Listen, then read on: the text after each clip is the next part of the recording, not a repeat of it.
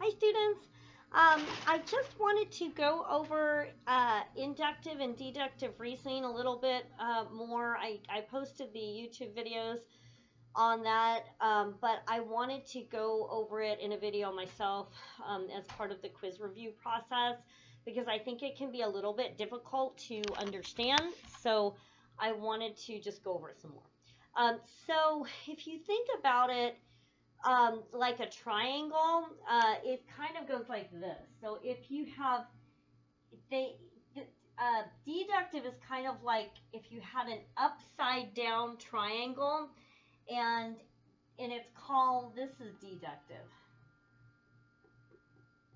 It's kind of like you have the big idea, right? You have the big idea, and then you support it with evidence. So it's called top down. So it goes like this. Here's my big idea, and I'm going to support it with evidence. This is like essay writing. Like you have your thesis, right, and you support it with evidence. That's actually an example of deductive reasoning. Now, inductive is the opposite.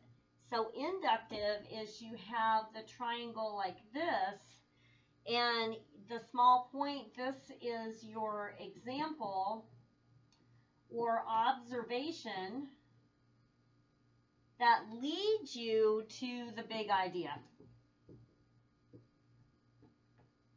So, for example, let me give you a couple examples of this. So, let's say that you are taking a bus, and every day the bus is supposed to get to your stop at like 6 a.m. So you might say, okay, yesterday I took the bus at 6 a.m. at the stop, and it arrived at 6 a.m. and I got on the bus. So that was, yesterday. And then today I'm at the bus stop and I observe that the bus is arriving at 6 a.m. and I get on the bus and I go wherever I'm going, right? So you make the observation that the bus arrives at 6 a.m. and then you make the observation that the bus arrives again at 6 a.m. So then you could come to the idea that every day the bus will arrive at 6 a.m. And that very well might be correct. So you observe, and then you get to your big idea, okay? So where this can get into what's called a false conclusion, which was presented on the YouTube videos, is that, let's say yesterday the bus came at 6 a.m. and today the bus came at 6 a.m. But when I go to the bus stop tomorrow at 6 a.m., there's no bus. What's happening? Because the bus broke down. Let's say that happened. And so that's where you could end up with a false conclusion, because it might not actually be true that even though the bus arrived at 6 a.m.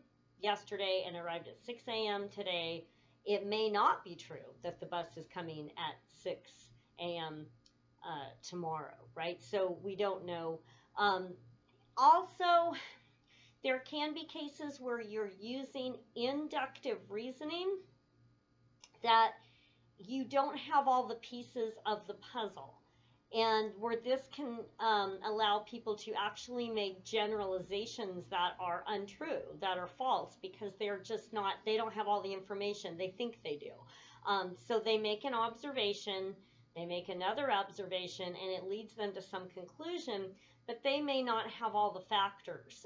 They're just making one observation. So for example, this is an example from a book that I use for another class. So if, let's say, I had the experience, I did not have this experience, this was from a book, that a poodle bit me. I was bitten by a poodle. Wow, that was like a terrible experience, and that must mean poodles are, maybe they're dangerous. That was really terrible. And then I had another experience that a poodle bit my dog. I may conclude I observed one poodle experience. Now I've observed two poodle experiences. And now that may lead me to believe that poodles are dangerous dogs. Okay? But so that's inductive reasoning. One bad poodle experience, another bad poodle experience equals, wow, dangerous poodles out there, right? But that may be false, right?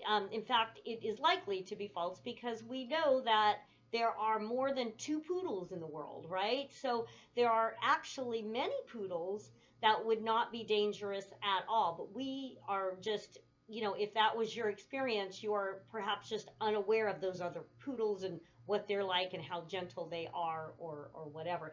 And that's where we need to be careful with inductive reasoning, because although it can be very effective, we also want to know that there could be more information that we just don't have yet, and you want to just be aware of that issue. So again, though, deductive is like you have the big idea, and then you have to solve it by giving that clear evidence, which is very similar to a paper having a thesis statement, and then you have to support it with that evidence, because if you don't, who's ever the reader or whoever, they're unlikely to believe it. They still need the evidence.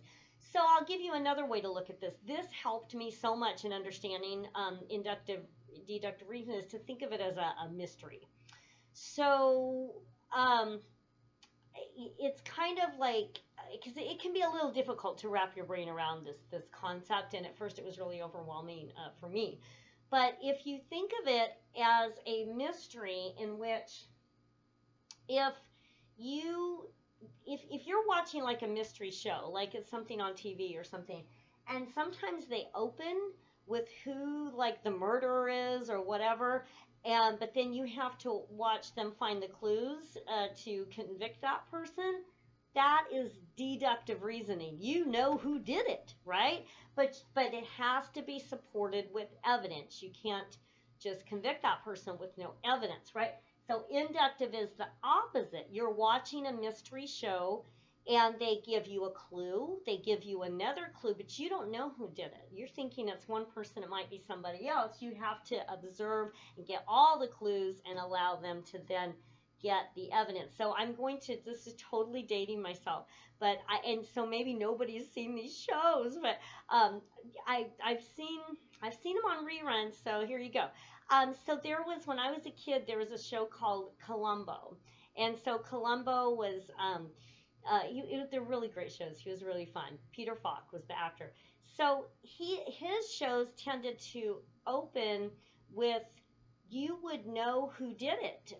You would actually know that this person was the murderer. And then Columbo would have to, in his quirky way, solve the mystery. And it was, even though everybody knew like it was this person, it would always not look like it was that person or whatever, right? Is usually his were like that. So you would know who did it, but then he had to support it with the evidence. He had to find the evidence that this was actually the person who did it. So the reader would know. He didn't actually know. He had to like find it out. But the reader, I mean the viewer. All right. So whereas there was another show called it was the same, like it was the Sunday night mystery series. This is decades ago when I was a kid. And this one was called McMillan and Wife. It took place in San Francisco, and it was really cute. But at any rate, so this guy was like a police chief, and he and his wife would end up solving these mysteries. So theirs were the opposite. You really had no idea who did it. And so then you would have to observe a clue, observe a clue, observe a clue, and then it would lead you to who did it. And of course there'd be twists and turns, and it looks like it was this person, but it was really the other one or whatever, right? But that was inductive. You're following the clue, following the clue, following the clue, and then it leads you to what the big idea was, which is in that case who did it, right?